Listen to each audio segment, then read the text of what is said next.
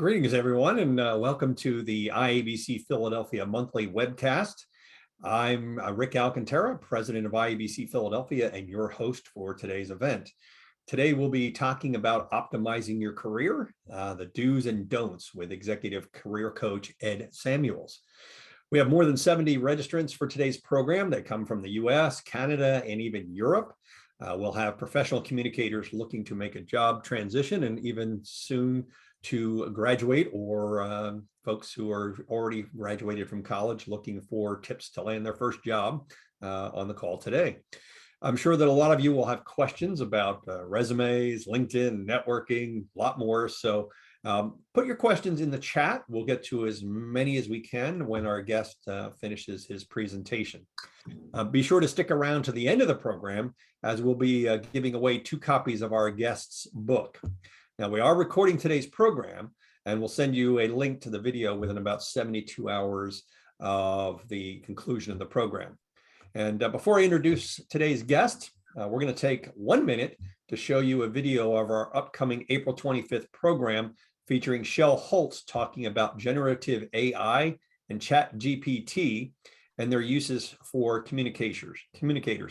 And the registration for the event is currently available on iabcphiladelphia.org.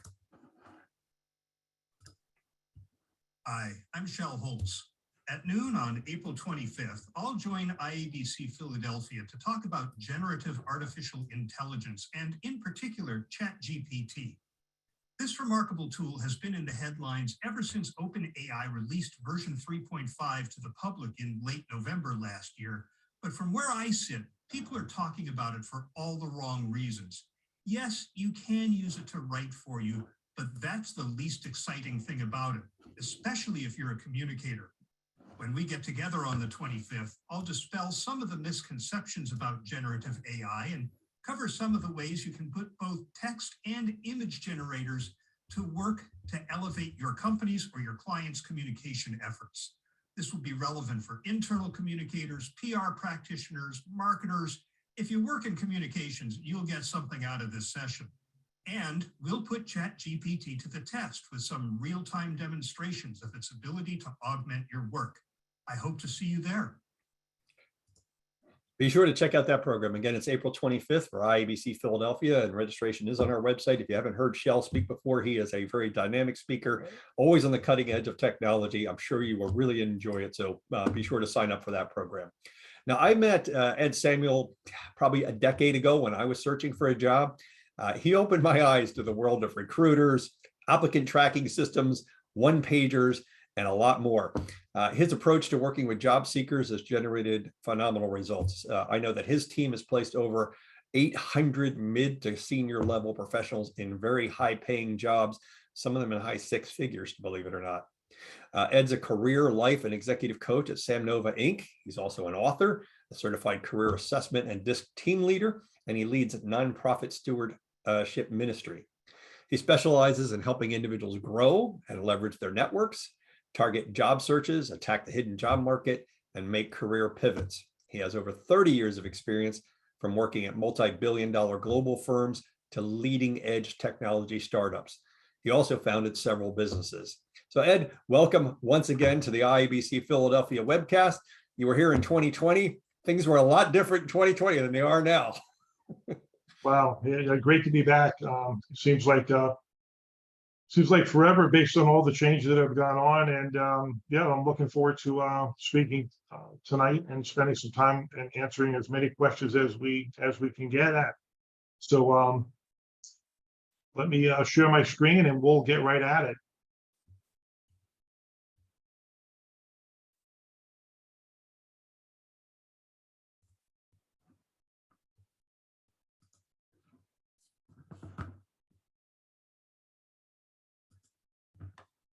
So it's interesting tonight. I'm positive we have people who are in their 70s, 60s, 50s, 40s, 30s, and 20s on the call tonight. And I tried to write this in a way where it touches a little bit of everybody at all fronts. So here we go. So just a little bit more about my story. I spent most of my time in finance operations and HR roles. I've also been a recruiting leader for a multi-billion-dollar firm. I've also been a hands-on recruiter. I've held 38 different paid positions. Grew up in New Jersey, by the way, for those who are wondering. But when I got laid off at the age of 46 or 47, kind of in that, I think it was 46, I actually ended up doing an assessment, and I made my own career pivot, and that was breaking away from corporate America, if you will. And so 15 years later, we've touched 900 clients. We've revamped entire resumes, 1,500 of them, have well over 500 testimonials, lead a virtual team of about 25 people focused on assessing careers and consulting with people around the US. Author of a book, and I am on the radio on Saturday mornings, going on 7 years, believe it or not, at 8 a.m. So that's a little bit more about me. Now, let's kick things off with, when we're talking about optimizing your career, there's 3 things that end up happening. One, you leave school, you go to work, and you stay there. Maybe you stay put for 40 years. And that's happened to a few people that I know. Not many, but a few. Everything's fine. You continue to grow. You get paid well. Just, I wish there were more people that could tell that story. But as we know today, we're in a layoff kind of environment, or the firm lets you go at any time. And by the way, it could be a firing, it could be downsizing, whatever it is, but then you're forced to do something because the firm is letting you go, right? And then the third thing is proactively shift on your terms and make a move, right? The company's not doing anything, but you decide to make a shift. And again, you're doing it on your terms while you're working somewhere. And we get calls every day from around the country that for people who are working. They're not part of any layoff plan, but they want to move to something better for them. So these are always your choices when it comes down to optimizing your career. Now, this chart here, I actually did for the University of Penn, one of their largest alumni groups. And but I won't go through all of it, but if everybody takes a look, this is like a career roadmap. If what I just mentioned, you launch your career and then you retire 40 years later, and then you might do some volunteer work perhaps. Oh, I wish it was that easy, but it's not. And what this chart says is that here are all the things that go along in a person's career that you're going to be faced with in some way, shape, or form, or have a decision to be made around. Every one of these circles, I've worked with a client that, multiple clients, maybe hundreds, where they're either unfilled, bad boss, they hit a growth plateau. We certainly are dealing with COVID and economic downturn a downturn right now. Just talked to a person today, family issue, out of work for 1 year. Ed, I got to get back to work, but I haven't updated my resume for 8 years. Can you help me? Right? So this chart is really to say any one of these bumps could come at you. And if they do, you have to make a decision in terms of how you want to move forward with your career.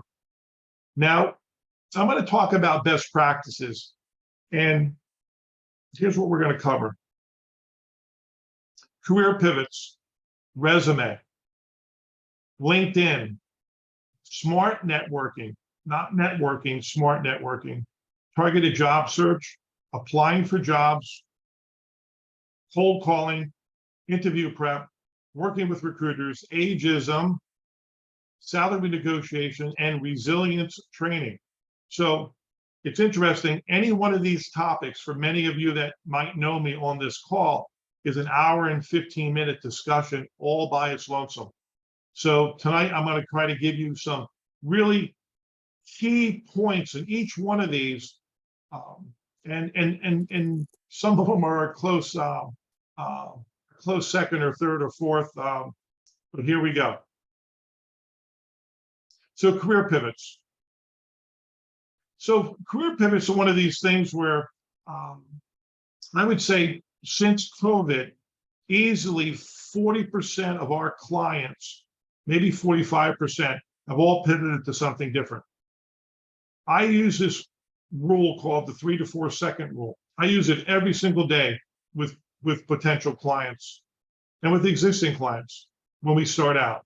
And the question is this: at any point, if you graduated from college, whether you're a senior, whether you're 5 years into your career, whether you're 70, I don't care. I'm going to ask you a question. What do you want to do next? And then it's 1001, 1002, 1003. And once I get to 1003, 1004, and you have an answer, that means you better take a deep breath before you go launching into updating your resume and looking for a job, because I want you to think it through. And if you're not sure, I'm a big fan of doing career assessments. And whether you use ours or somebody else's, just make sure it has 4 components to it. Personality, make sure they go deep. Your interests, make sure they go deep. Skills and abilities, and your values. That's absolutely key if you're going to make a pivot. Here's a couple of things I want you to know about pivots.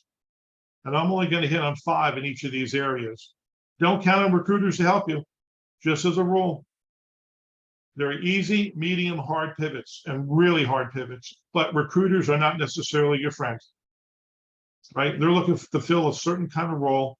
And look, if you've never been this, you don't have any experience in it, recruiters typically aren't going to move you to the top of the pile. They won't even look at you. So be really careful. They're not your friends. And you do want to state on your resume and LinkedIn that you're making a pivot, right? So if you're making a pivot from one thing to another, let me make sure everybody knows right up top of your resume, you're making a pivot. Don't assume anything. Be very bold about it. If you're in job transition, then you can also be bold about it on LinkedIn. Now, if you're making a pivot and you're working, you don't want to necessarily be too bold about it on LinkedIn, right? Because that would be more confidential. But generally speaking, on a resume, especially, I'm pivoting from X to go do X. And that way the reader understands, the decision maker knows you might be doing something hard. Here's another one that's big for me. Don't make a pivot without completing a tangible action or actions of some sort. The person who's going to take a chance on you and invest in you because you're making this pivot to go do something different, just understand you may want to do it, but it has always been the case with my clients that those who have taken some type of tangible action will always get the better reception and ultimately get the job easier than the person who does nothing. Hey, I want to pivot to this. Well, have you taken a class yet? No. Have you got a certification? No. Have you talked to anybody? No. Have you joined an association? No. That puts you really behind the 8 ball. You want to say yes to many of those things. And sometimes these pivots could take, longer. I've had clients 18 months, 16 months, 12 months, 9 months, 6 months. But again, it all depends on the severity of the career pivot. And you do want to talk to 1 to 2 people in the field before making a pivot, right? So I have a person now who wants to become a web content editor. Well, my first advice to her was, let's talk to some people who do web content editing as a profession before you even think about leaving your current job. And that's what she's doing. And it's been very, very good process, but I recommend that for everybody who's making a pivot. So career pivots, these are 5 do's and don'ts that I would encourage you to stay focused on if you're thinking about a pivot, starting with the assessment. And they're not that much money in the grand scheme of things in terms of what a mistake will cost you if you don't do one and you don't think it through. Resume. We don't work with people on resumes unless they know where they're going. I'll let another career coach or resume writer work with those clients because you have to know where you're going. If you know where you're going, then it's easier for us now to get focused. I don't believe you should create a resume trying to solve 5 different things. And for some people, it's a real challenge. Now, resume. We write resumes. I wrote the resume based on a resume for the hidden job market, not for specific positions that are posted on the job boards. And here's the example. I talked to a client. I have several clients and a few current ones, and I'm thinking, I just met someone who's a president of a company. They want to, they asked me, Ed, you know anybody who's really, really good at the executive level? I say, yeah, I have somebody in mind. Send me their resume. What resume are you going to send them?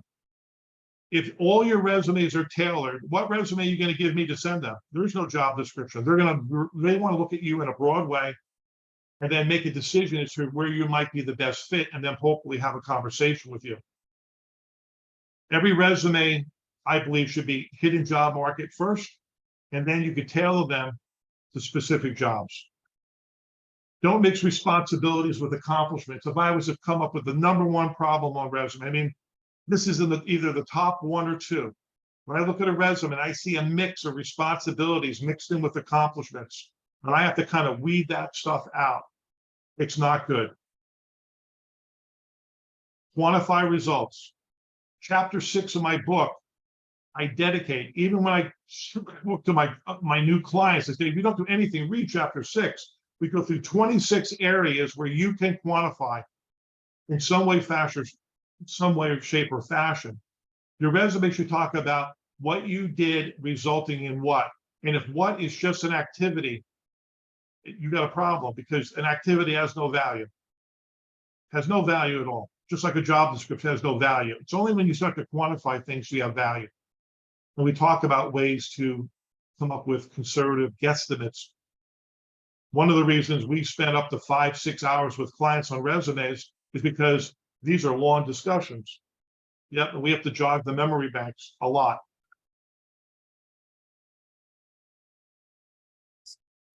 I'm not a fan of a resume with no title up top. A lot of, I would say 40% of the resumes we get, there's no title up top. And the other probably 30% have 3 different titles. I'm a VP of sales, I'm a VP of marketing, and I'm a VP of operations. It drives me crazy. And I know resume writers do it because they're trying to show how flexible you are. But as a former recruiting leader, and I've hired a lot of people, when I get a resume, I don't want to have to be worried about trying to figure out what you want to be. I want you to give me some clarity around that. That's why I'm a big fan of declaring a title. And I devote an entire chapter in my book about that subject alone and how to go about picking the best title for where you're trying to go next.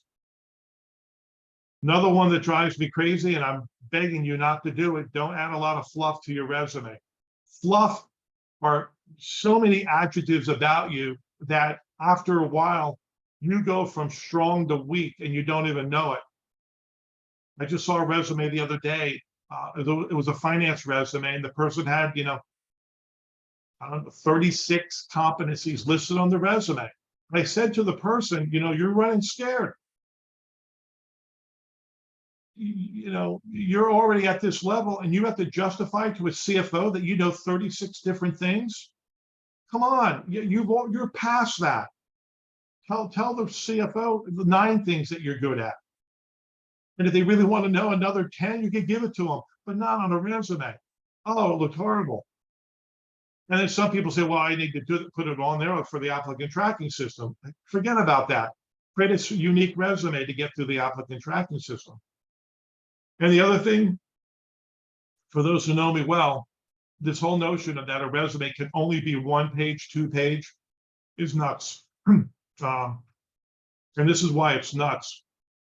If the first page of the resume is fantastic, no recruiter under the sun is going to say, well, we're not going to bring you for an interview. Your first page, dynamite, you're a great fit. Second page is more good stuff. Up 2.5 pages, we're not going to bring you for the interview. Nobody does that. But somebody created this notion that resumes have to be 2 pages. I saw one the other day where it's, the resumes, the margins, you only got about 1/4 of an inch on both sides, top to bottom, the font's tiny. I don't want to even read the resume. But somebody told this particular person, they went to a talk just like this, apparently, and you were told the resume had to be 2 pages or life would end. It's when the first page of the resume is not good, is when you have a problem. LinkedIn, let's talk about LinkedIn. LinkedIn has to stand out. Now, here's the thing. I'm going on record to tell you it's no longer, the resume is no longer enough. If you think the resume is enough, it's a failing job search strategy. Sorry to tell you that. A resume is now tethered to LinkedIn. Any recruiter worth their salt is going to go use LinkedIn to find a salaried professional. And by the way, all the college people on the phone that you might, on this call, that you might be thinking about your first job, guess what? It's going to be hourly. Guess how many people are hourly on LinkedIn right now? As of a month ago, 38%. It's not zero, and it's growing. There has to be consistency between LinkedIn resume. Here's another one, LinkedIn header. At the very top of your LinkedIn, people don't realize you have 220 characters to use on your LinkedIn header. Oh, I bet you only about 33% are using 220 characters today. Huge mistake if you want recruiters to find you.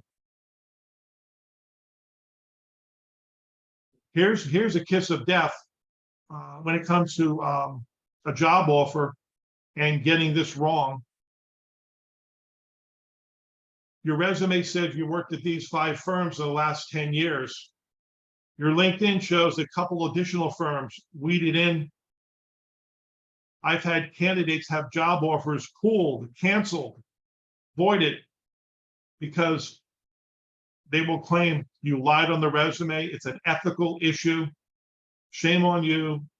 You're not going to get hired here. And these are jobs that are 100,000, 150, 200,000, 250,000 pulled, voided, because people were sloppy, inconsistent. Be careful. LinkedIn recommendations, I'm a big fan. I believe a LinkedIn recommendation has far more merit than your personal references that you give in a job application. I don't have any client of mine launching a campaign for a job search unless they have at least 1 recommendation. 6 would be ideal if you have more than 6. And there's some algorithms on LinkedIn that says the more LinkedIn recommendations you have, the more people will find you in search string. And I'll end with this one. This is one where I give an entire talk, hour plus on networking, but it's tied to LinkedIn. I use a rule called the 90% rule of networking. And this is what it's based on. 90% of the time, the person you're connected with will never hire you, never. But 90% of the time, the person that you're connected with knows somebody that might hire you. So this notion on LinkedIn, I'm only going to connect with my buddies, be very careful. I think it's a failing strategy if you want to have a robust job search. I'm a big fan of connecting with EHBYK. Every human being you know on planet Earth, and they know you, connect with them on LinkedIn if they're alive and they're still working. The broader your networking base, the more you have the leverage. Right, let's move right into smart networking. Now, I'm a big fan of do leverage your power network and your net structures. I'm a big fan of that. These are your buds. These are the people that are willing to put their reputation on the line for you. I'm a fan of that. But I'm not a fan of taking your network, putting it in a pot, stirring it around, and saying, well, it's all kind of even. I'll use everybody for everything. And that's a bad strategy. I see the mistake made every day, every week. People are asking people to help them do networking when it's inappropriate. I'm a big fan of attending select networking forums. I know many people on this call tonight have gone to some networking events for the first time, maybe ever, in the last 6 months. And there's 2 kinds of networking events. Just remember, industry ones and then broader ones. And the worst mistake is when you're employed and you're not doing networking. Because all these people who got let go, let's say at Microsoft, that senior level managers who got let go, I say, where have you been networking? Nowhere, right? I was gonna be at Microsoft forever. Well, what industry forums have you attended? None. What broad networking groups do you go to, right? So industry forum would be IABC. A broad networking group would be something like Great Careers in Philadelphia, CPANG in Philadelphia, something broad where you're touching other industry leaders. Here's one that drives me crazy, but one that I beg you to do because it's a networking, it creates problems for you. I give a talk called Networking Gone Wrong. This is one of the things that go wrong. If you talk to someone, I don't care who it is, I don't care what the forum, and they give you a lead, and you don't close that lead, you may think you're justified, but if there's no communication, you don't close that lead, then the question is, why did you do networking to begin with? And do not underestimate the damage you cause when a lead doesn't get closed. Because that person could have the best next opportunity for you. And why would I give you another lead when you haven't followed up on the one I gave you 2 months ago? Be very careful. Close leads. And if you can't follow up, let somebody know you can't follow up. Here's the last one, right? And it's tied to a couple of other subjects here, but don't count on your warm or semi-warm lead. Don't only count on them. I know people who are unemployed for 1 year, 2 years. Some people, I think, 2.5 years, because they're only counting on warm or semi-warm leads into companies. And I think that's a failing model as a rule, because I've had cases where the person who was the plant manager was two neighbors down from where a person lived. And I said, well, have you talked to him? No. So why? Well, in this neighborhood, we don't talk to each other. So that's crazy. I said, so what happens? So you're waiting for this person to go to a networking meeting and then have them introduce you? And this person's your neighbor, but two doors down. You have to understand that's how silly or crazy it is, and that's true. That happens. So be very careful that you put all your eggs in that basket, because I'm not a fan of it. Targeted job search. Everybody should have a targeted job search. I'm a big fan of it. I'm not a fan of, I'm going in a job search, I'm going to look at the job boards. And by the way, that's my only play. Targeted job search is where, you go target what you're going to do next based on the strength of what you bring to the table. And I'm a big fan of staying close to your sweet spot or your semi-sweet spot, meaning if you've been in medical device for 20 years and you get let go, it might be wise to stay in medical device, and you might be wise to stay in that arena. And if you were to leave medical device, maybe go to somebody who is joined at the hips with the medical device industry. But the further you get away from your sweet and semi-sweet spot, more problematic it might become in terms of compensation, in terms of even getting the recognition that you want.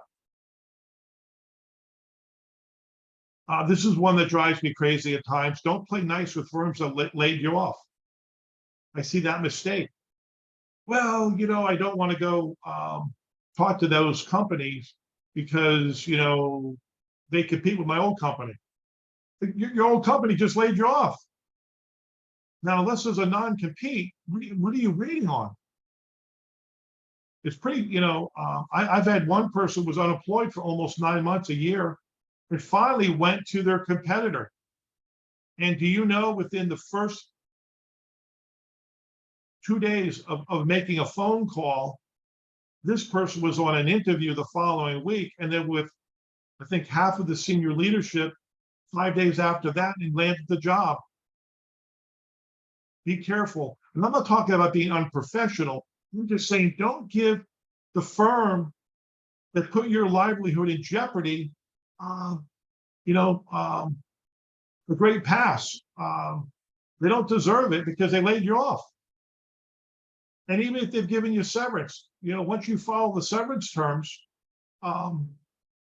if they, and only 50% of America gets a severance, by the way. So don't think that everybody gets the severance. Be careful. Now, I'm a big fan of, if you're in transition now, or if you decide to move, go to a place where you want to live now. And if you decide to work remote, go look for a remote job now. If you want to work hybrid, look for it now. Don't look for it after you've already landed a job, because this is where you're targeting. You're being smart about it. I have somebody now who wants to move to Florida, right? They're in the Midwest. And my next job is going to be in Florida. And this person is working and they want to go to Florida. Don't take another job in Cleveland if you're going to go to Florida anyway. There's a lot of great search tools out there. LinkedIn is one of them. The best places to work, Inc. 5000, A to Z database. There's a bunch of places to look. A lot of times I'll spend time with my clients helping them try to figure out, how do you go and target? And here's something that takes time, but if you target a firm, and let's just say you're going to target 10 firms, do a little research. And if you want to go after maybe 5 of those 10, go after 5 firms where the hiring manager might be more aligned to who you are and your walk. And I hate to say this, we talk about ageism, which I'm going to talk about in a minute. That's a problem. But there's also a problem with certain leaders as they come up the ranks, whether they go to an Ivy school or non-Ivy school, in terms of their world can be, went to school, went to a big 4 for 4 years, 5 years, left them. Now I'm in one company and one industry. Life is simple. And then here you come along. 6 job changes? What the heck? 4 different industries? What the heck? I may not have you target that person to talk to. And I'm not saying they're bad people. I'm just saying some hiring managers have a lens now. They don't understand your journey. Now, if your journey aligns to their journey, I would be the first one to say, go talk to them. But be careful, because your time's valuable in a job search. Now, apply for jobs. You won't hear me ever say, don't apply for jobs. And there's a few clients of mine even say, I'm not going to waste my time applying for a job. And they're right to an extent, but I will never say don't spend any time applying for a job. But I do want you to meet the minimum qualifications. If you don't meet the mins, I'm not a big fan of applying for jobs, because I think it's a waste of time as a rule. But if you hit the mins, then I'm pretty happy with that. Now, I waffle with this a little bit. Sometimes I think you should be 90 minutes a week. But look, there are some people that are so vetted in applying for jobs because that's all you know. I get that. But I will tell you one thing, that if you're doing this every day, I don't want you to spend more than 90 minutes. Get the old kitchen timers from 25 years ago where you have to turn the knob, and at the 90-minute mark, stop. If you spend more than 90 minutes in an effective job search on job boards, I would rather see you at minute 91 go outside your house or apartment and throw marshmallows against the wall. That would be a better use of your time. Not that I, don't have an opinion on this, but I do, because you should be doing a lot of other things other than simply applying for jobs. Now, remember, we create a resume for the hidden job market, right? Broad, to send to that president. Now you see this job, and it says, Vice President of Sales, VP of Marketing, and you decided to apply. Well, obviously, take the VP of Sales off and put VP of Marketing if that's what, at the top of your resume. But I'm also a big fan of JobScan, that for the few jobs that you do apply when you're working with me, go run them through JobScan. And sometimes only 1 or 2 word changes in JobScan can get you to the 80% hit rate. I don't recommend going more than 83%. I don't. Because there are some applicant tracking systems that if you get past 90, they'll cancel your resume out completely, and you won't even get through the system. So be careful. Hey, big fan of use remote job boards. When COVID first hit, it was really interesting. When COVID first hit, there were probably 13 remote job boards in the US. Flex Jobs was one of the premier ones in the US. Now, if you go to ryrob.com, there's 65 job boards out there for remote jobs right now. And a lot of them are way more senior than 4 or 5 years ago. Easily way more senior. I see roles for CFOs in Colorado last week posted remote. CFO roles in Colorado. I don't know what's going on in Colorado, but I can tell you, if you're in job search, take a look at Colorado. They seem to be hiring like nuts out there, and about a third of their job postings are remote. And here's another mistake that people make. You apply for a job, and let's say you only apply for one that week, and you apply for a job, and then a week, 2 weeks, 3 weeks go by, and you say, well, I guess they don't want me. Please be very careful. I've done this too long. I worked at a company where if we put a post on a Monday, we would get 100 resumes by Friday, minimum. We'd have to take it down. It would be 200 resumes. Don't assume the hiring manager will ever see your resume. Maybe in a small company, if you have a really unique skill set, but as a rule, there are people who apply for jobs that have no business applying for jobs. You're applying for jobs. You're not even remotely qualified, and that's all makes it really long and thick. And what you're saying is that with the applicant tracking system or the recruiter pull me out and get me to the hiring manager. Many times it doesn't happen that way. Now, cold calling. I give, for a few of you who have heard this, I give a talk for an hour all by itself on cold calling. Don't assume cold calling doesn't work. There's many, many stats on cold calling, but one stat by RAIN, R-A-I-N, is that it's 10 times more effective than an email campaign only, right? So we assume that it doesn't work. It does. Don't be unprepared. Here's another stat. One of the reasons cold calling does not work is that you're not prepared.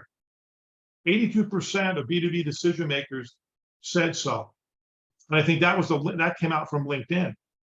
In other words, they're saying, I would love to talk to you, but you were prepared. Not a good resume, not a good LinkedIn, not a good presentation, not a good voicemail. You didn't know that I only had a few minutes when we first got on the phone. And a lot of things will go wrong. And the next thing you know, well, Ed, cold calling doesn't work. I tried it. We spend a lot of time with our clients getting this ready so you do it well. So we're not part of that 82%. Now remember, cold calling is different than chasing a job. Cold calling for the hidden job market is building a relationship very quickly with the decision maker that eventually leads to, you hope, an interview, a job, or a solid lead somewhere, or a relationship that you can leverage in the future. It's very different than a warm lead. And a lot of people don't want to do it because you're never going to hear me say the word easy when it comes to this slide, because it's not. Here's another one. Hey, Ed, I put a call and left a voicemail. Hey, Ed, I sent an email and I made one phone call. Well, they didn't respond. They must not want me. Statistically, there's several data points that say if you can get the 5+ touch points on a cold call, you then at that point you get noticed. You still may not get a yes or no answer, but you get noticed, but you get really close to a yes or no answer. But you got to be really careful. A 1 or 2 and done, statistically, 5% or less success rate. Some stats are 2%. And then people give up because that's, I'd rather go back to applying for jobs. Be very careful. And one of the other reasons I love doing cold calling as part of the job search, because when you think about it, you're not a victim of the applicant tracking system. You're not a victim of recruiters making your career decisions for you. You're taking a piece of your job search and saying, I'm doing an end around. Because if I can get to the hiring manager and they want me, who cares about the applicant tracking system? Nobody, because the hiring manager, they tell the recruiter, get this person on a call so we could screen them, whether you got through the applicant tracking system or not.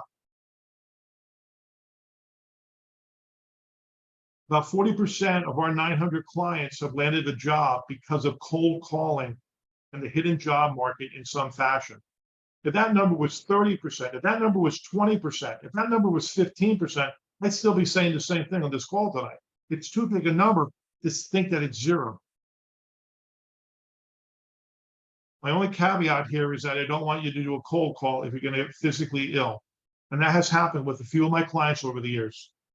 They physically cannot do it. And I understand that. But we do other things to work around that. Let's continue interview prep. Tell me about yourself. Here, these are a few that are really important. Tell me about yourself. I give a 1-hour talk just on that topic. That's how important it is. And it's the first thing, you know, people say in that first, I just saw it today, I think it was this morning or yesterday, the first 38 seconds engaging a person, right, means everything.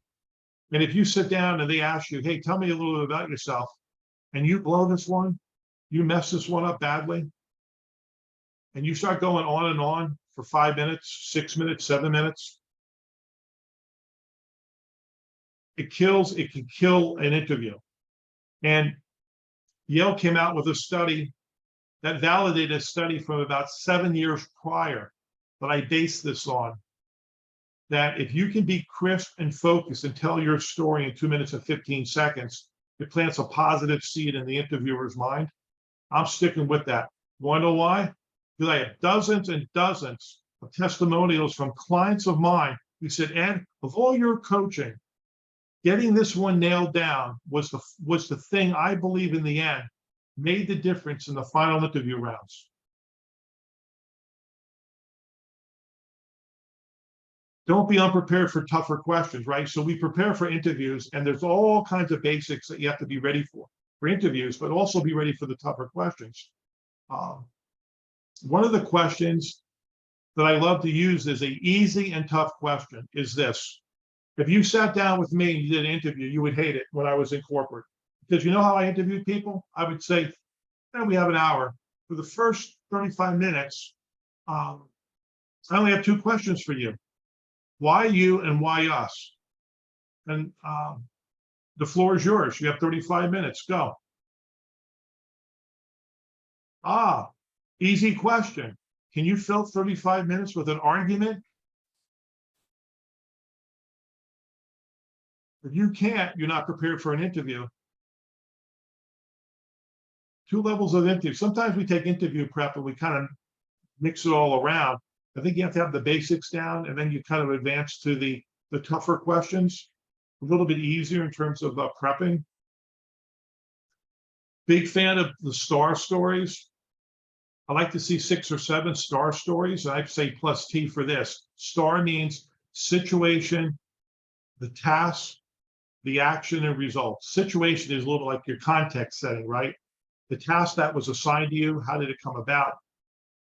The actions that you took, the big ones, and what did it result in? It should map back to your resume, quantified, right? And then T is tell them the key competencies that you use to pull that off. 1, 2, or 3. The key to STAR is practice it on video. Write it out, and then video. We use a great tool now called Window View that we're a partner with, and now our clients are using that to practice. Very easy to do. And remember, one of the most important things you have to do in an interview, whether it's a phone screen, 30 minutes, an hour, you can never end an interview without answering the fit question. And the fit question can be directed right at you. Why are you a fit? You better be able to answer it, and answer it well based on what you glean from the job description as the minimum requirements that they're looking for. You have to nail it and give some examples.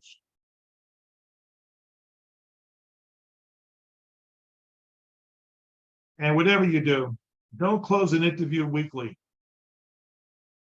Because I could say don't close an interview week. I don't know why I threw weekly in, but close it strong. Close it strong. Closing it weak is when you go to an interview for 30 minutes, or right at the 30-minute mark, you're still talking. Well, we're out of time. We have to go. Be very careful. Be very careful. Closing strong is giving them an indication that you really want the job and that you're excited about it and that you think you're a strong fit. But you got to fit that in before you get to the end, till you get to the very end. Working with recruiters. Bring your A game to all recruiting calls. Sometimes I'll hear, well, hey, Ed, I'm going to talk to this recruiter. She or he's just a junior person. Be careful. Whether they're a third-party recruiter, bring the A game. Don't end a call without answering the fit question. Same thing. You're working with recruiters. You need to ask recruiters, what's the target compensation? One of the mistakes that people make all the time is that you get excited. The recruiter's going to do a phone screen. They ask questions, but then what happens is that you come in for the interview, you talk to people, and we're going to put together an offer. And then the offer they give you is this far apart, and you'll never be able to close it. Simply because you didn't ask the question right up front. What's the targeted compensation? And if they say, I don't know, then you have to reconsider working for the company if they don't know. This is kind of a trick question to an internal recruiter and even an external recruiter, but an external recruiter, a third-party recruiter should know this. Internal recruiter, it's a trick question. And what you do is you ask, so in this job, I looked at this job description, I looked at what you want me to do. What's the biggest challenge I'm going to be faced with going into that job in the first 6 months? If the internal recruiter could answer it very well, chances are they know the job, they know the hiring manager, and they've done the right qualifications with them. If they can't answer the question, they're going through an administrative process, and so be it. But it's a great way to find out how well they know the hiring manager and the job itself to bring you forward. And I am a big fan of circumventing the recruiter if they go quiet on you. I gave an entire 30-minute talk a few months ago on this topic. You're working with a recruiter, you go to an interview, the next thing you know, crickets, crickets, crickets. You go to a phone screen, crickets. I'm not a big cricket fan, especially if they say, hey, I'm going to get back to you. You call them, you make a phone call, you poke one more time after that. Man, I was a recruiter. So it's okay to do that. Ageism. So ageism, here's something. Do expect 50% of the hiring managers to nix you. So I'm begging you to understand that when you get to 59 and a half, 60, 65, 70, I have a client right now, 72, another one coming at me at 77, had one 4 years ago at 78, had one a year ago at 80, still wanting to work. And I say to them, just remember, when it comes to ageism, it's real. And for any 10 people we target, just understand 50% of them are going to nix you no matter how many Ed Samuels you hire, no matter how good your resume is. One of the challenges you have with ageism is that you have to do 45 things right, and your resume better look better than the 35-year-old resume. And the mistake that's made often is the resume looks the same. Not good. And by the way, you have to have the energy to do 45 small things right, or I don't want to coach it. Keep current on LinkedIn within your industry. Don't tell me about the software that you used 14 years ago that you're not current on. Don't tell me, oh, well, LinkedIn is for those youngsters. Bad move. Don't be arrogant. Don't talk down. Or don't think, especially for the guys. I never have this issue with the ladies. I promise you. But looks do matter. And I'm talking about something as simple as a haircut before a Zoom interview. You look sloppy, it comes across sloppy and old. And that goes, energy and enthusiasm has to be there. And then you're gonna say, hey, I have to work really, really hard in order to land a job once I hit 60. That's what you're telling me? Yeah, that's what I'm telling you. Is it possible? You better believe it. You wanna know why? In the last 24 months, half of our clients were 59 and above. All of them landed jobs. One more, salary negotiation. Actually, two more, 1.5. Salary negotiation. Be very careful when you're filling out a job application. Many times they're going to say, what's your targeted salary? The fatal mistake that I see all the time, people put a range down. Take anything between 75 and 100. So what do you think happens when the job offer comes out? What number are they going to use? 100 or 75? You start when you fill out the job application wrong, you've already started your salary negotiation. Be careful. Ask about benefits, incentives. Not all benefits begin on start date. I just worked with a client who had to decline the job. Want to know why? Because benefits start 90 days out. And they have a family and a large number. They're not going to go negative, not for that company. Not all benefits start on day one. Ask those questions at job offer time. Do prepare for this. When I was a recruiter, when I did retained recruiting, continuously recruiting, I hated horse trading. Horse trading would be this. Hey, Ed, here's an offer. Here's what we're going to negotiate. And we went back and forth. I just hated it.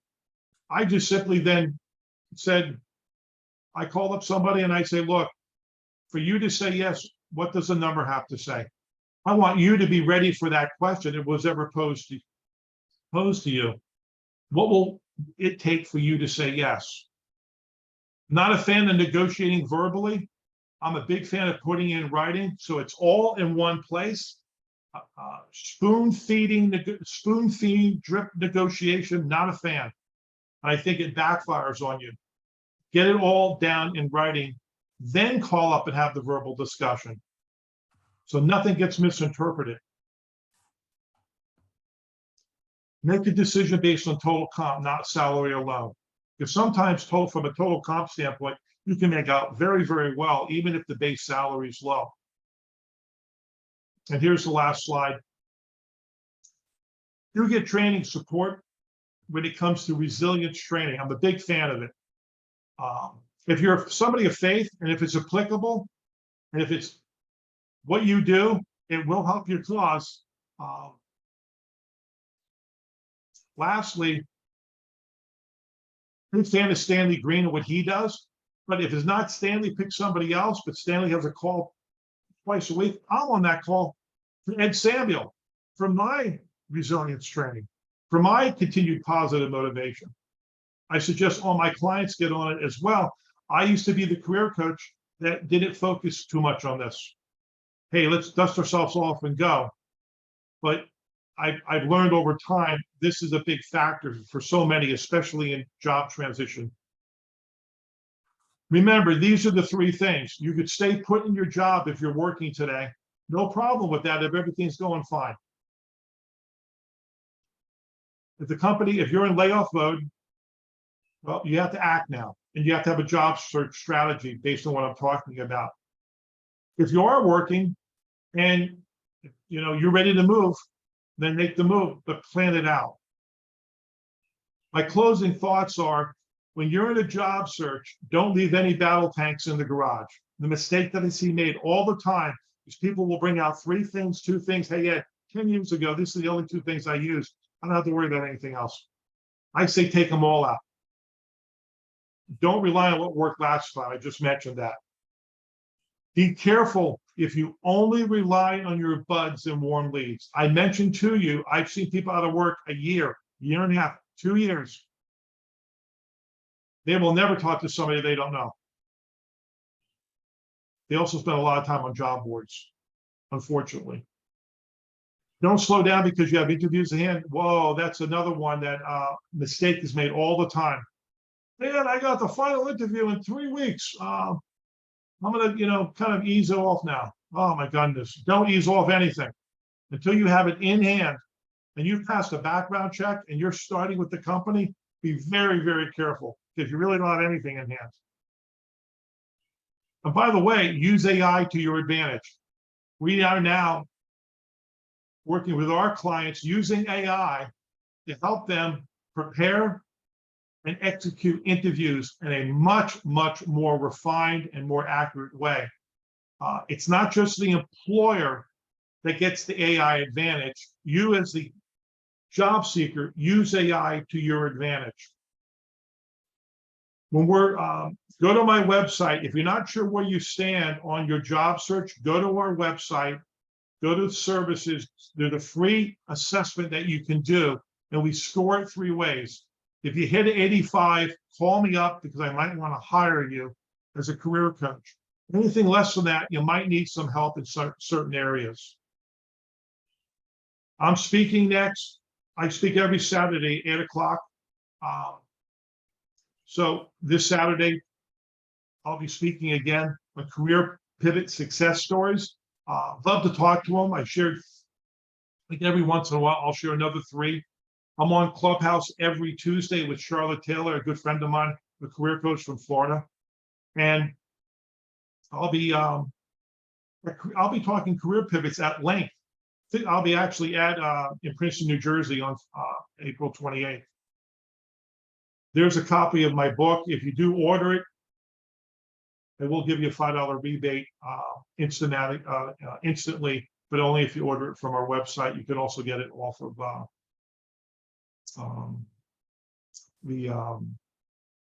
Amazon. And So I have great stuff. So Rick, I went as fast as I could to give everybody kind of a good inkling of a job search. I'm more than happy to. Yeah, we do have a lot of questions for you, so I'll jump right into Okay. it. You talked a lot about the hidden job market, and I think for folks coming right out of school, that term might not really mean much. So if you could kind of tell them a little bit, what does that mean by hidden job market? So the hidden job market is this: it's jobs that get filled across the country every day that either are not posted, or when they are finally posted, the candidates have already been selected. So if I ask you to call the president of a company, and you're introducing yourself, and you're trying to understand what's in the hidden job market, you're presenting yourself to that person.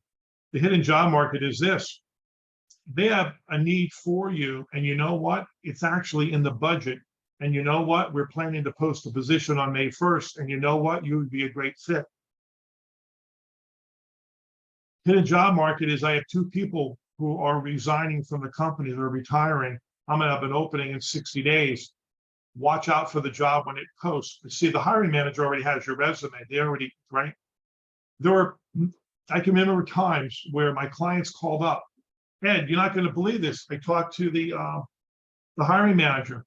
They're interviewing for the role that I do. I said, and it's not even posted on their website.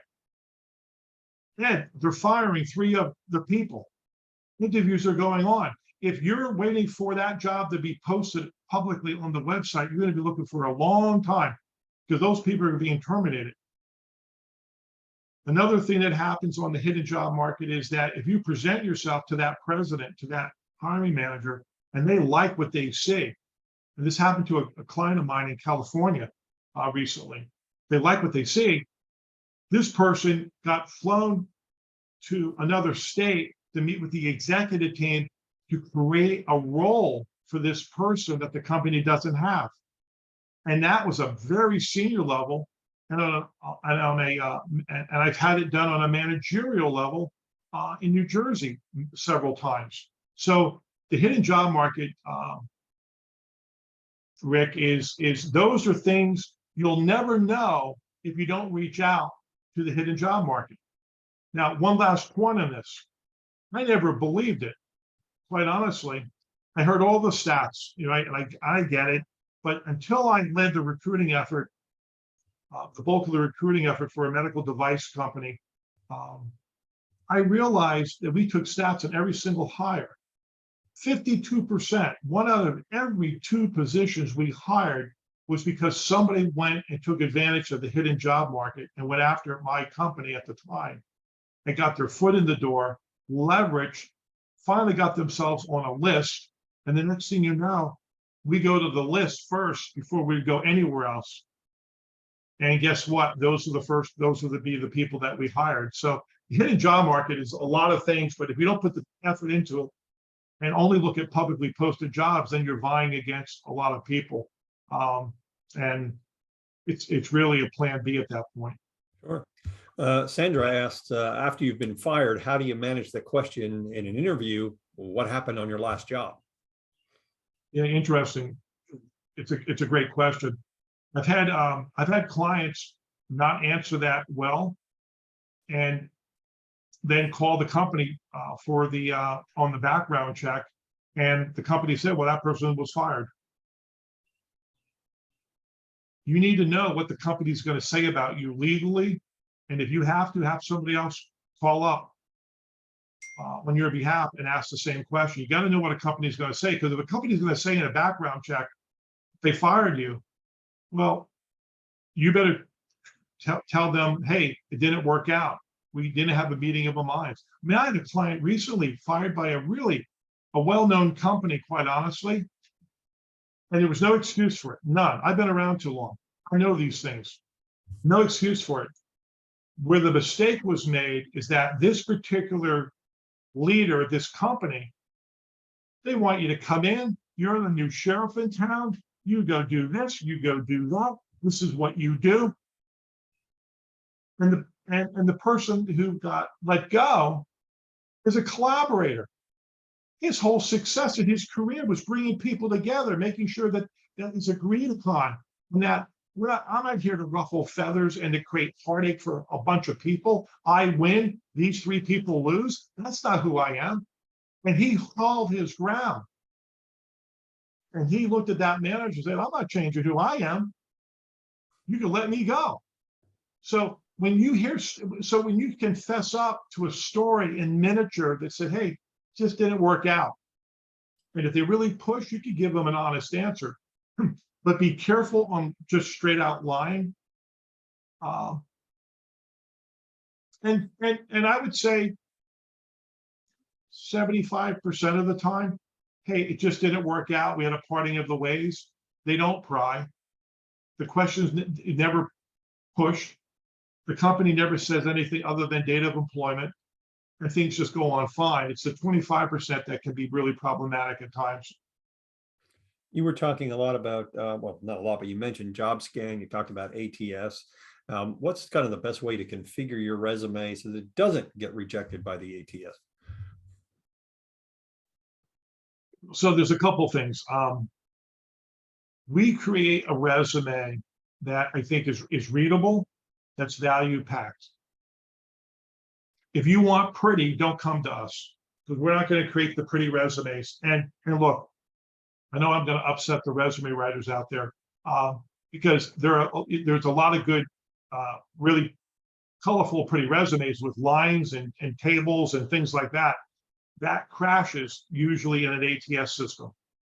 What I recommend is you can take our resume and then dumb it down and take out all the lines take out anything that's bolded. And then that becomes something as a starting point to get through the applicant tracking system, Rick. The key to the applicant tracking system is using something like JobScan.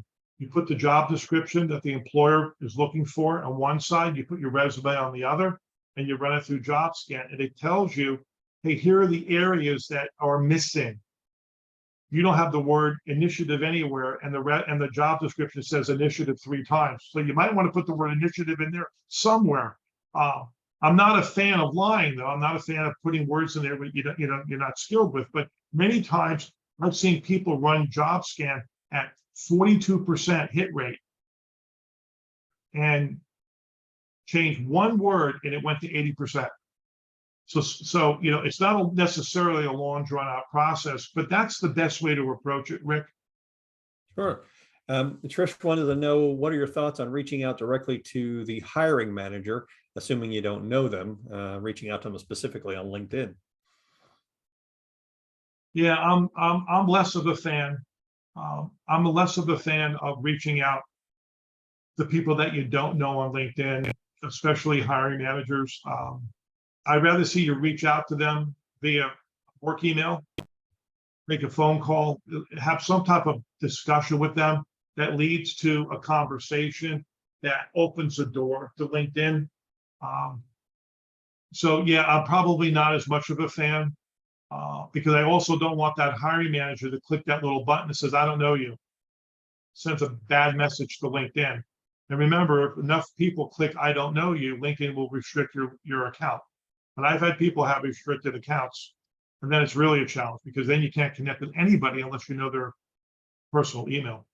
So I had a really big problem I found with the folks who are looking for work is they have to deal with ghost jobs. And I know we didn't have a chance to talk about that, but maybe you could spend a minute or two talking about those and why do they even happen? Well, we had a huge spurt of ghost jobs during COVID, believe it or not, again. But ghost jobs, I think I could talk, make it a radio program. I should probably do that segment. Ghost jobs sometimes are with firms that they post positions to try to get candidate pool, screen, talk to. They even make it sound like the job is really important and it's urgent when it's really not. The plan is, okay, we're going to need to fill these positions in September. So let's create a large candidate pool. And if you're still available, we're going to kind of reach back out to you. That's a kind of like a backdoor recruiting strategy, especially when they're being dishonest with you. Hey, Ed, I did all this work and crickets. What's going on? So, well, did you ask how urgent is the filling of the position? Well, no, I didn't ask, Ed. Well, it's one of the questions you need to ask. How urgent is this, and when do you expect to close the job by? Yeah. The second reason it happens is that companies need to create a strategic talent pool.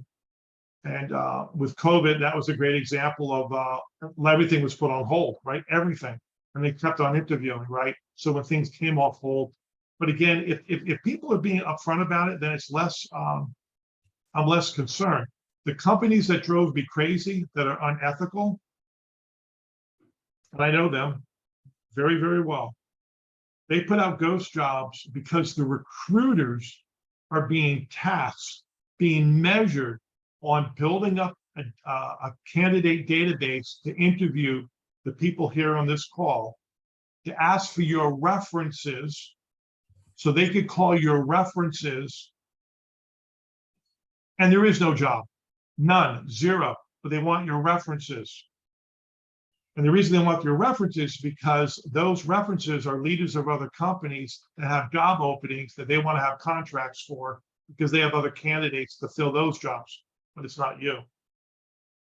I give a talk. People like Carol have heard the talk where the good and the bad and the ugly of recruiting. I go into great depth on all of this in that talk. Hopefully I'll give it again 2 or 3 times this year. So yeah, it's one of those questions, Rick, that it's really tricky. I went to a company and the first thing I did was killed ghost jobs my first decision. We are no longer posting positions that don't exist. And because people were in the mindset, the recruiting team was in the mindset, it's okay to post positions, talk to people, build a candidate pool for jobs that, we're not going to fill. And that's just nuts. I don't believe in it. And if you do it, be open about it. We promised that we were going to give away 2 copies of your book. So I wanted you to pick two numbers between 2 and 30. And then I will pick those people who win the book, and then I'll announce them in a minute or so. So just give me 2 numbers between 2 and 30. About 7 and 21. Okay, sounds good. Let's see what else other kind of questions we have. Here's one. I think we were talking about this before we started the call, was about resumes in general. Are companies still looking for resumes, or are they looking more for an electronic portfolio? I saw an article the other day, I don't know if it was on USA Today or Wall Street Journal or Washington Post, one of those, where it basically said our resume is dead. Yeah, I saw that.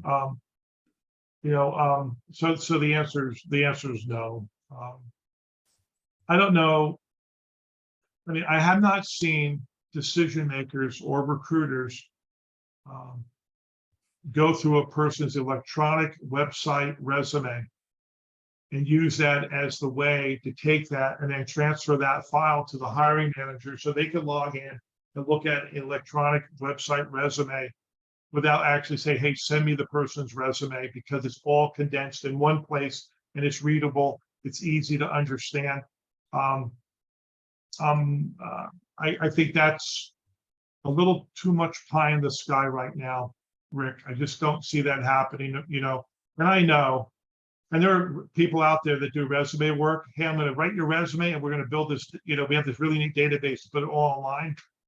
But the average recruiter doesn't have time. Time is everything. They can't go through a person's website and clicking on things to try to figure out who you are. It's just maybe I haven't seen the practical side of it yet, Rick. Okay. Tara mentions that she says surprises her that you're not talking about ageism starting at 50 instead of 60. Well, no, you know what? 15 years ago, I might have said that, but I think people are dying later. I mean, that's the hard way of saying it, right? I mean, I know so many people now in the 90s that, I know when I was in my 30s, I didn't know anybody in the 90s, maybe in 80. Now I know more people in 90s than I ever have, and more people in the 80s. I just, for the folks on the call, I just can't tell you the number of people who over the age of 60, 70 want to go back to work for another 10 years. They have no intention of retiring. And some of it is because they have to, but a lot of it is because they want to. But no, to Carol's question, I don't think life is over when you turn 51 at all. In fact, I'm talking to clients and potential clients who are 52, 53, and I'm saying, oh my goodness, it's a breath of fresh air. I finally get a youngster in here because, I'm working with a lot of people who are, 70 and above wanting to work 10 years. So I think I think it has shifted back to 50's okay. It's more okay now than it was 10 years ago. I do really, truly believe that. But once you get to 59, once you hit that 60 mark, then it really kicks in. But look, but I do get it. If you're 50 and you want to go work for some young adults who came out of MIT or Yale, and they got a millennium company going, and everyone there is 30, you coming into that company is probably not going to happen easily.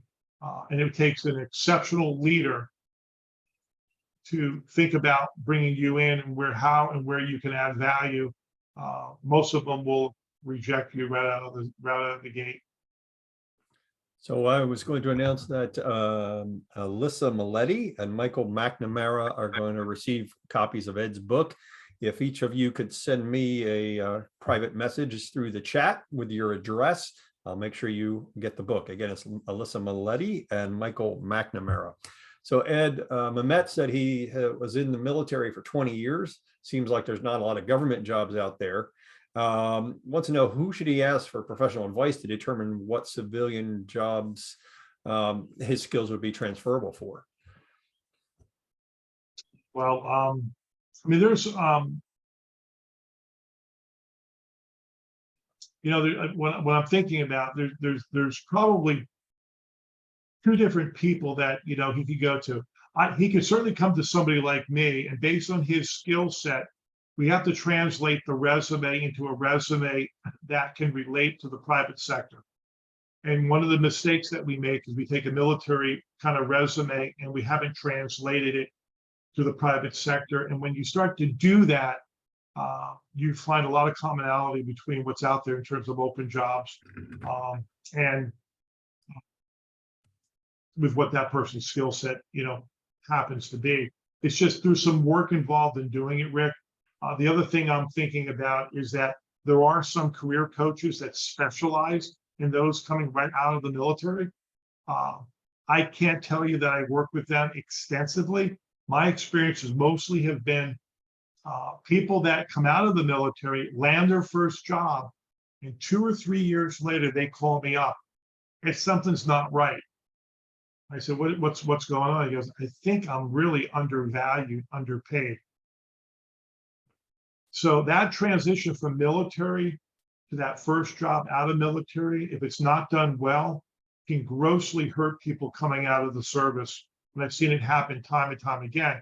Because when I get involved 2 or 3 years later, their salary will go up 25% because it was never translated well. And even the people that hired these people out of the military didn't understand it, didn't get it right, and typically undervalued the competency and the leadership and the responsibilities these people hold. It's quite amazing. So Ed, when you're looking at a job description, especially online, you see all these soft skills listed. So how do you fold that into the resume? Does that go into a cover letter? Are cover letters even relevant anymore? It's the one seminar or webinar or workshop I don't lead is cover letters. And there are friends of mine who lead workshops on cover letters. I'm not one of them. And you want to know why?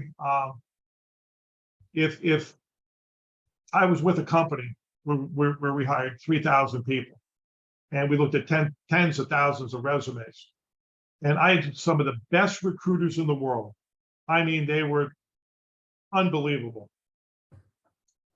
And I asked them one day, I said, I had a whole group of people. I said, how many people here read cover letters? We really not one hand went up, not a one. You know how many resumes we get with cover letters? Not a one went up. We go right to the resume immediately. And then I thought, wow, I'm not going to teach that, because I think it's generally a waste of time, except for certain places that request it specifically, then write the cover letter. And when you write the cover letter, I'm a fanatic on how it's written for those that do request it. But there are some places like universities, some government agencies, they want to read the cover letter, and it is a big deal to them.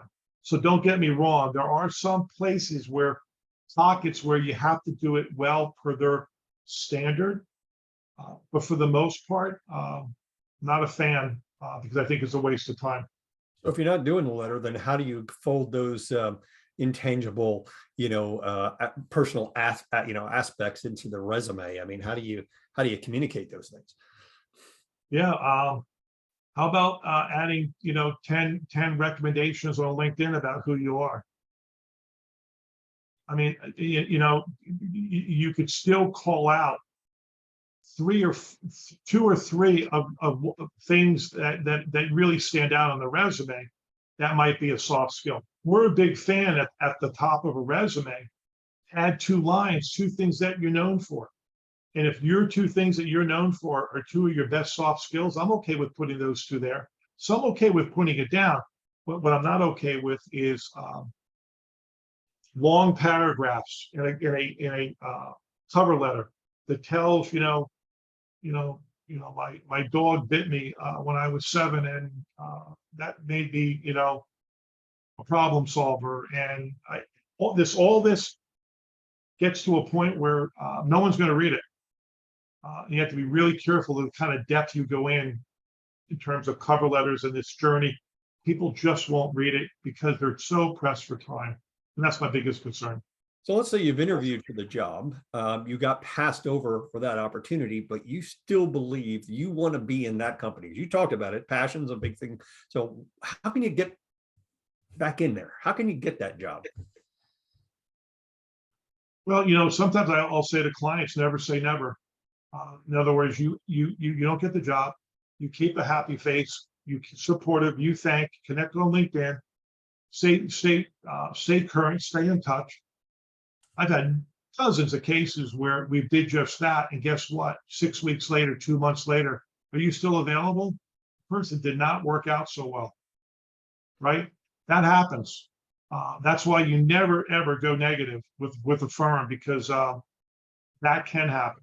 The second thing is that, depending on the size of the company, whether it be American Express, I don't care who it is, right? Multiple divisions, you can't get into one division, go to another division.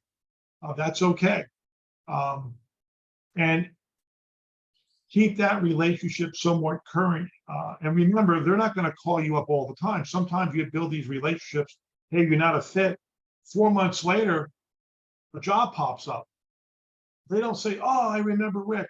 No, they may not say that because they're busy. They got, right. So keep an eye out. When that job does pop up, they go apply again and give it another shot. And there might be some cases with some firms where there might be some underlying reasons they're never going to hire you. Then at that point, you need to move on. But net of that, I want to give up, because there are firms like J&J that if you can't hit it one way, hit them another way, and they will hire you. There are other firms that I won't mention. Let's say if you were a former employee, they're never going to hire you back. Because the first time somebody tells me one person was hired back that was a former employee, let me know. I'll give them a gold star, because I've never heard of one. And therefore, I don't advise ex-employees to go back to those types of companies who never hired back. I don't know if there's an unwritten rule somewhere, but that does happen. You talked about closing the lead, about making sure you follow up on every lead that you get from people in your network. How important is it to keep the person who gave you the referral informed of kind of your progress, what you're doing, who you talked to? Did you reach out to that person? Yeah, I two things, right? Is one is that if somebody gives you a referral, here's the first thing: thank them. You'd be surprised how many people don't even say thank you. And we just move on, right? Hey, we're busy. I'm not a big fan of that. Second thing is, if you made contact with someone, if things are moving along, it doesn't hurt you to send one line, 3 sentences, one sentence on a LinkedIn message back. Hey, I connected with Sue. Thanks so much. We're off and running.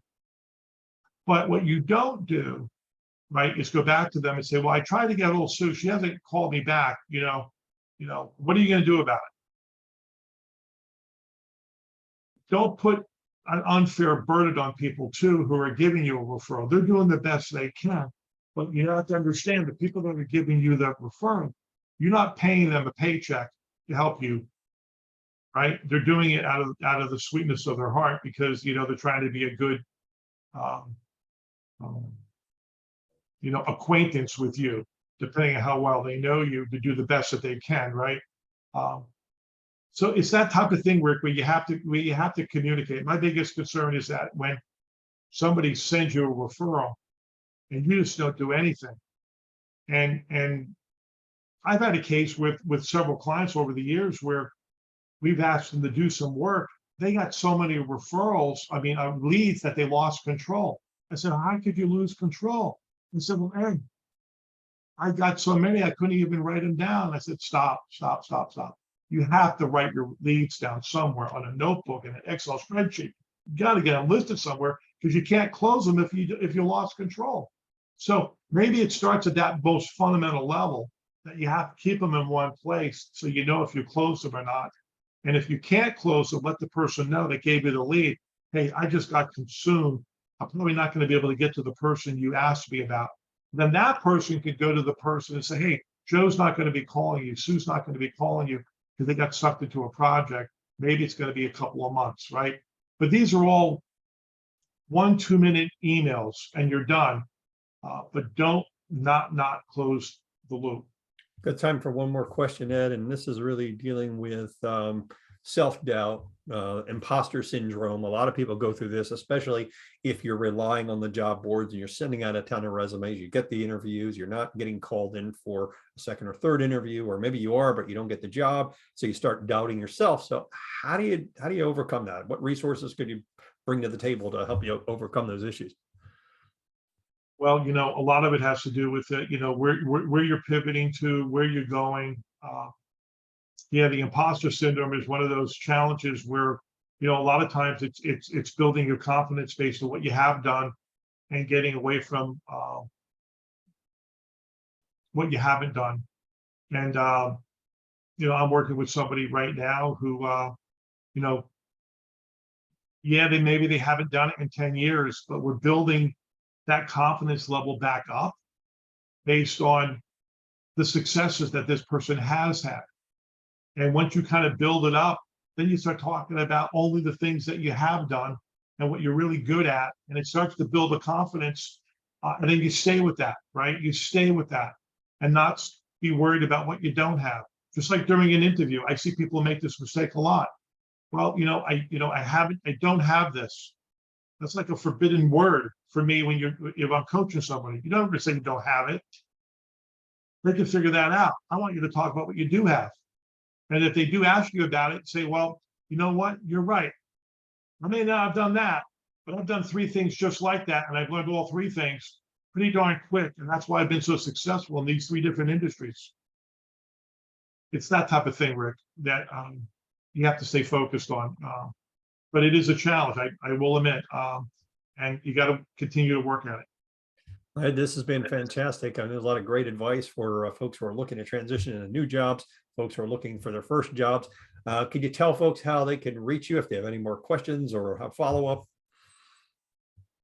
Yeah, go to my website. I think on the chat, if you save the chat right at the beginning, I put my contact information there, but I'm going to put it down on chat one more time at the bottom here. I think it's going to work.